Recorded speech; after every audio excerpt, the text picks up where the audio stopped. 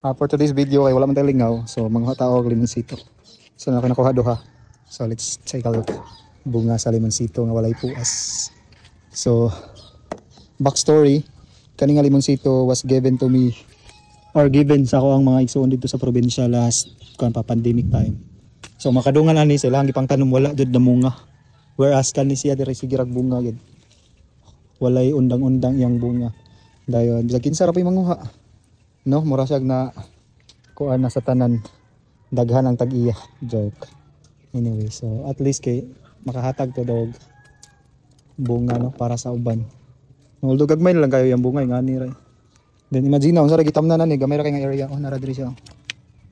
Nara na diha siya. Na imagine dayon nga na yang energy nga mohatag og bunga. Namagma ko kay mag-juice. Mag-juice ko. So balik ta dres pikas. Mas ginidag ko.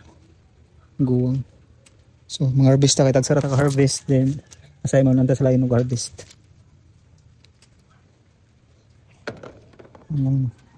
Natural juice. Oh, look at that.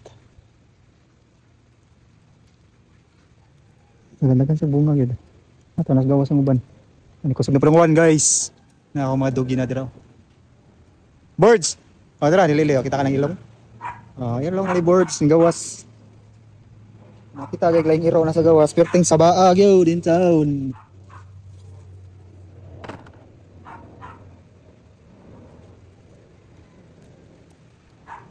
Manisya na ang bunga niya. So,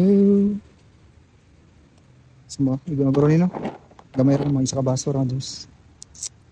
So adlaw na pod. Huli mo dagko pa, then hopefully mo daghan na niyang bungag maayo. Pero all year round wala gini hunong bunga ni nga limonsito. So nakakuan gid mi nakapahimos agi sa pandemic. During the time ang gudang hatag ang lungsod no og mga seedlings, ay not seedlings but markot nga mga kuan. Markot ni siya din mora ni sa tanang gihatag dito sa mo mora ni bunga sa mga pamilya ba. Akong gidala diri kay gihatag mo sa akong maguwang. So see you. So mo na akong juice. Bye bye.